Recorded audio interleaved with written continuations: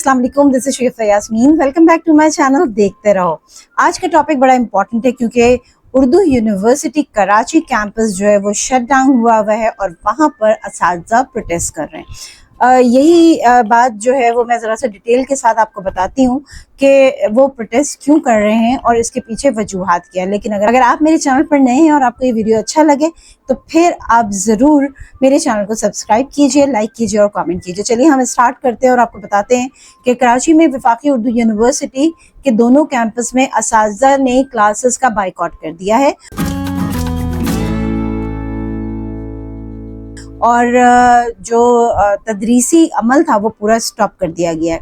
वो ये कहते हैं कि वफाकी हुकूमत की जानिब से तनख्वाहों में इजाफे को वापस लेने और आइंदा तनख्वाहों में इजाफे की मुअत्तली के खिलाफ वो एहतजाज कर रहे हैं और उन्होंने दफ्तरी काम करने से इनकार कर दिया है। तो इसकी बेस ये बनी है, लेकिन सिर्फ बात यहाँ तक रुक नहीं रही है, बात आगे भी बढ़ रही है। और ये मैं अभी जो बात कर रही हूँ, जो रिपोर्ट आपको बता रही हूँ, वो इकबाल में जो इंतज़ामिया है उसके ऑफिस के बाहर खड़े होके असातिज़ा जो है वो एहतजाज कर रहे हैं और असातिज़ा और अमला भी इनके साथ शामिल है। और वो ये कह रहे हैं, यूनियन ने कहा है कि यूनिवर्सिटी के वाइस चांसलर ने जुलाई में दी गई तनख्वाहों में इजाफे वापस लेने के अहकाम जारी किए हैं। अब वो ये कह रहे हैं जुलाई में जो इजाफा हुआ है उसके अहकाम जारी कर दिए गए हैं। उन्होंने कहा ये बात बिल्कुल गलत है। साथ साथ उन्होंने ये भी बताया कि तनख्वाहों और मकान के किराया अलाउंस जो होता है उसकी भी अदम अदायगी की वजह से मुलाजमीन पहले ही ज़हनी दबाव का बहुत ज़्यादा शिकार हुए हुए और उसके ऊपर से अब आपने जो तनख्वाह इंक्रीज करने की बात की वो वापस वो इंक्रीमेंट लेना चाहते हैं, तो बहुत ज़्यादा संगीन सूरत हाल हो चुकी है। इसके साथ साथ मजीद इनका कहना क्या है ये भी मैं आपको बता देती हूँ। इस चांसलर का कहना ये है कि भाई ये कराची के असातिज़ा जो है वो बदकिस्मती से हमेशा एहतजाज करने खड़े हो जाते हैं। हम तो इस यूनिवर्सिटी को बैनुल अक़वामी लेवल पे लेके जा रहे हैं और उन्होंने कहा इस पे असातिज़ा जो है वो ताउन नहीं कर रहे। किस चीज़ से ताउन नहीं कर रहे? अब ये बात यहाँ पर बड़ा क्वेश्चन मार्क है कि आपने पहले इंक्रीमेंट की बात कर दी और फिर इंक्रीमेंट को आप वापस ले रहे हैं और उसके साथ साथ जो वापस ले रहे हैं जो उनके अपने अलाउंसेस वगैरह उनको मिला करते थे वो भी नहीं मिल रहे हैं, तो भाई वो एहतजाज ही करेंगे ना।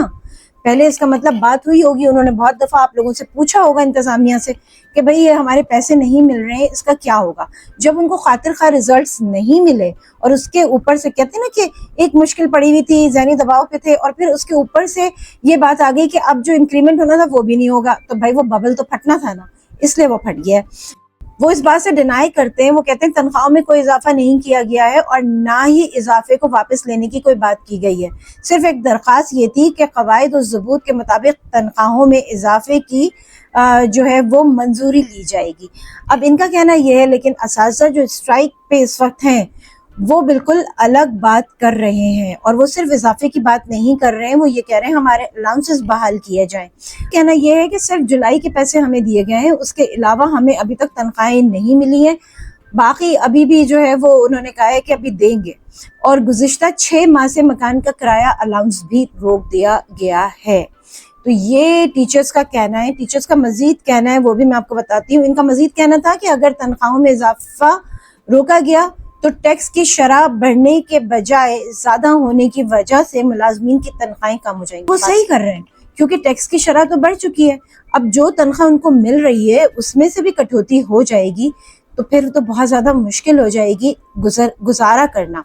अच्छा, इसके अलावा जुमेरात को और ये जो यूनिवर्सिटी के असातिज़ा और अमला है इन्होंने एहतजाजी धरना दिया था HEC के रीजनल ऑफिस के बाहर।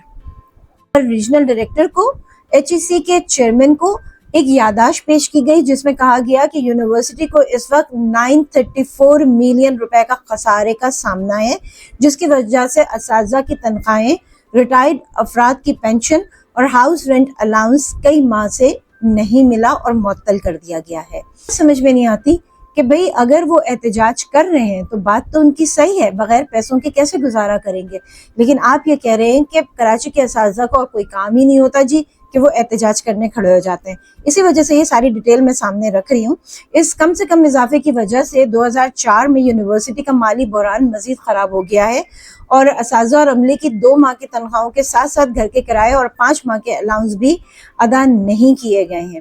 اس کے علاوہ یہ کہتے ہیں رواں مالی سال کے اختتام تک اردو یونیورسٹی کو 4 ماہ کی تنخواہوں کا خسارے کا سامنا کرنا پڑے گا. ریگولر ملازمین کے علاوہ پارٹ ٹائم اساتذہ پر 2 سال سے زائد کے واجبات الگ ہیں، جبکہ ریٹائرڈ اساتذہ اور عملہ 3 ماہ کی پینشن اور دیگر ادائیگیوں کے منتظر ہیں. تو یہ صورتحال ہے اردو یونیورسٹی کی. اور فائنلی ایک چیز میں اور بھی شامل کر دوں اور آپ کو بتا دوں کہ یونیورسٹی میں اب اس وقت ہو کیا رہا ہے کہ یونیورسٹی کے پاس ان ذمہ داریوں کو پورا کرنے کے لیے فنڈز ہی نہیں ہیں. سائنس کے شعبے میں جو مناسب تحقیقی سہولیات ہوتی ہیں، ضرورت کا ساز و سامان ہوتا ہے، کیمیکلز ہوتے ہیں، کمپیوٹرز ہوتے ہیں، ان کی عدم موجودگی ہے، جس کی وجہ سے طلبہ کی تعلیمی سرگرمیوں میں فرق پڑ رہا ہے. پھر ساتھ ساتھ اس کے نتیجے میں ہوگا کیا؟